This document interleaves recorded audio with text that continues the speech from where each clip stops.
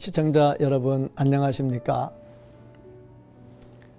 오늘은 어찌 이런 일이라는 주제를 가지고 함께 말씀을 나누도록 하겠습니다. 하나님 말씀 누가복음 1장 26절로 38절 말씀 중에서 34절 말씀을 봉독해 드리겠습니다.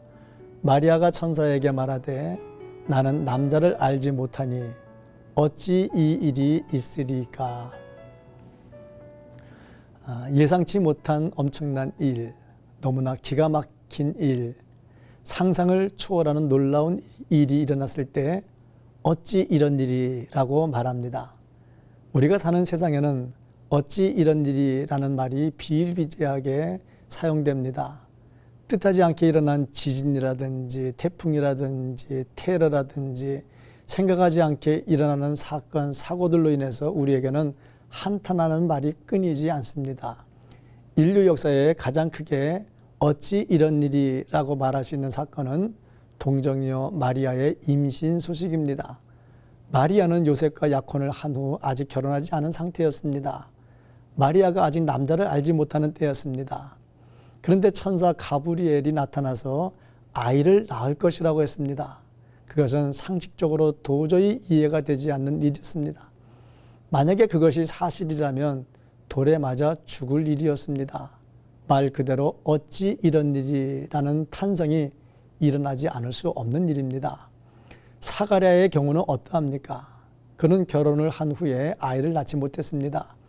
그런데 천사가 나타나서 아이를 낳을 것이라고 했습니다.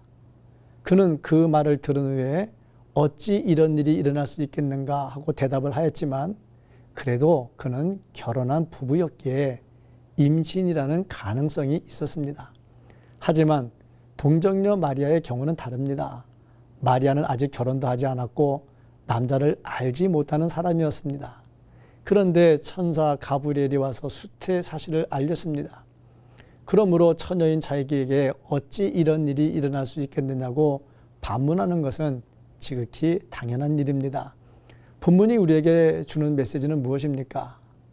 고정관념의 틀에 갇히면 기적을 체험할 수 없다는 것입니다. 고정관념은 오랜 시간을 지내면서 굳어진 것이기에 잘 깨지지 않습니다. 일단 고정관념에 사로잡히면 새로운 패러다임으로 이어지는 기적이라는 것을 체험할 수 없습니다. 처녀는 아이를 낳을 수 없다는 고정관념을 가지면 하나님이 인간의 몸을 입고 이 땅에 오신 예수 그리스도의 탄생에 대한 소식을 받아들일 수 없습니다. 그래서 당시의 사람들은 예수님의 탄생 소식을 받아들이지 못했습니다. 그런 고정관념은 반드시 깨져야 합니다. 그래야 기적을 체험할 수 있습니다. 다윗이 그런 고정관념을 깨뜨렸기에 골리앗을 쓰러뜨릴 수 있었습니다. 마리아는 처녀가 아이를 낳을 수 없다는 고정관념을 깨뜨렸습니다. 고정관념을 깨기 위해서는 내 중심의 생각에서 하나님 중심으로 생각을 바꾸어야 합니다.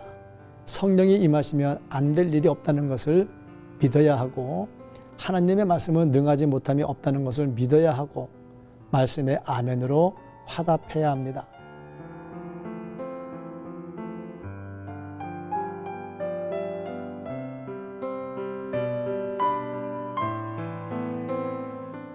고정관념을 깨기 위해서는 새로운 시도를 해야 합니다. 생각이 바뀐 다음에는 행동이 뒤따라야 합니다. 마리아가 받아들인 것처럼 목숨을 걸고 실천해야 합니다.